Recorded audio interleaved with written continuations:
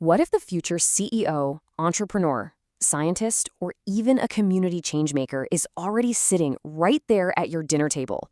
Let's jump right into this explainer. Welcome to Next Gen Parenting. Today, we're exploring how everyday, totally normal childhood behaviors are actually the early stepping stones to profound leadership. A lot of parents assume leadership is something kids learn way later in life, like maybe in high school, college, or some corporate training program, right?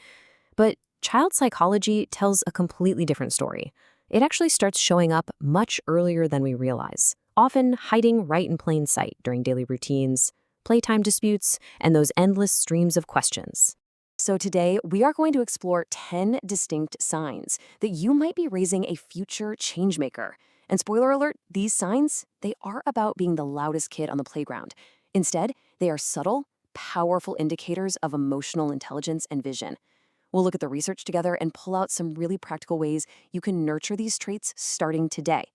Here is our agenda. We'll cover unlocking early leadership potential, curiosity, initiative, and resilience, empathy and clear communication, responsibility and problem solving, teamwork and moral courage, and finally, raising a compassionate human.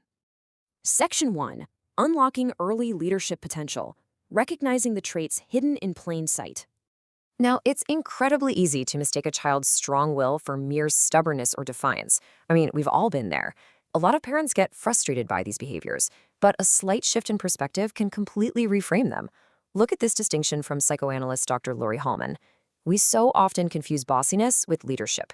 A bossy child, they'll change the rules just to get their way and win unfairly. But on the flip side, a potential leader, even at age 4 or 5, actually learns limits. They compromise, they take turns, and they genuinely consider how their playmates are feeling. To really understand this progression, we have to look at the 3 levels of leadership identified in youth development programs. True leadership isn't just about managing people. It begins with self-leadership, which is basically knowing your own emotions and values.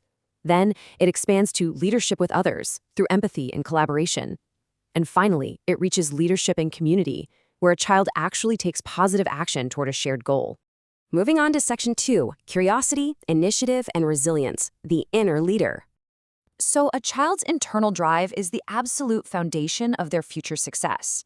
Because before they can lead a team, they really have to navigate their own internal landscape. And this brings us to our first few signs. Sign number 1, they ask endless questions. They just don't accept things at face value. They constantly ask why, how, and what if. While those endless questions can definitely feel exhausting, that curiosity is literally the foundation of innovation. Sign 2, they take initiative. They naturally step forward to organize a game, help others, or start a project rather than waiting around for instructions. Leaders don't wait for permission to contribute. And sign 4, resilience. Future leaders understand that setbacks are just part of growth. They might be super disappointed after losing a game or making a mistake, but they bounce back and try again. If you see these, you are looking at a powerful inner drive. And this beautifully illustrates some fascinating research from the International Journal for Multidisciplinary Research. It proves that these traits aren't just something a child is magically born with. Nope, they're developed through guided social learning, observation, and structured play. Sure, genetics might play a tiny role, but the environment and the opportunities they're giving absolutely shape their leadership emergence. So how do we actually nurture this inner leader? Well, first, no matter how exhausting it gets, and we know it gets exhausting, encourage those questions instead of shutting them down. Curiosity is the engine of innovation. Second, give them safe opportunities to make their own decisions, like choosing their clothes or picking a weekend activity. And finally, always praise the effort they put in, rather than just praising the final result or a perfect grade. Remember, resilience is built in the trying. Section 3, empathy and clear communication, connecting with others. Okay, so once a child masters their inner world, their leadership expands outward. Because leadership isn't about power, right? It's about people. And this brings us to empathy. When a toddler comforts a crying friend, voluntarily shares a toy, or notices when someone is left out, they are showing incredible emotional maturity. Also, look out for sign 6, clear communication. They express their ideas confidently, which often translates into strong influence skills later in life. Now, this doesn't mean they're always outgoing or the loudest in the room. Actually, many great leaders are quiet, but they are incredibly effective and respectful communicators. These signs are the absolute pillars of emotional intelligence, or EQ. Research consistently shows that emotional intelligence is often considered an even stronger predictor of future success than IQ.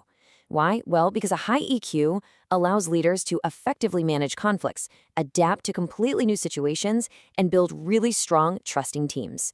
Excelling academically is fantastic, but emotional intelligence, that is the true source of infinite success. You can actively strengthen these interpersonal skills right at home. Teach emotional vocabulary so they can actually label their feelings, encourage open conversations, and model active listening for them. Oh, and a really great exercise is to ask them to summarize what they think a character in a book or a friend at school might be feeling. It literally exercises their empathy muscles directly. Let's look at Section 4, Responsibility and Problem Solving, Taking Action. Now we move from feeling to doing. A true leader doesn't just sit back and observe or complain, they actively take responsibility.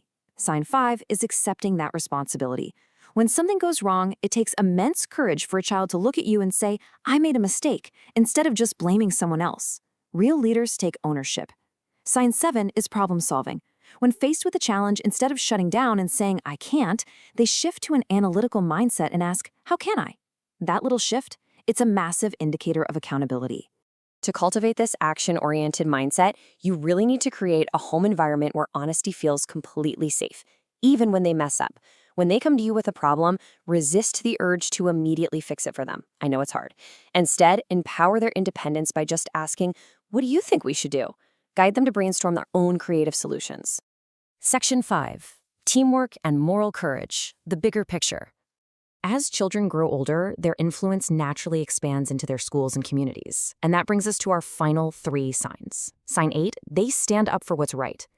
Children with leadership potential have a really strong sense of fairness, and they show moral courage when a classmate is treated unfairly. Sign 9 is teamwork. Future leaders completely understand cooperation.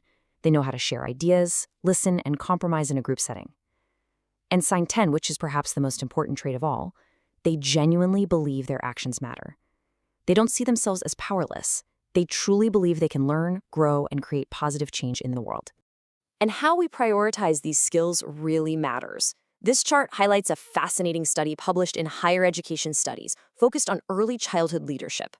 It shows that while parents highly value communication and responsibility, educators place a massive emphasis on a child's ability to make decisions and collaborate effectively.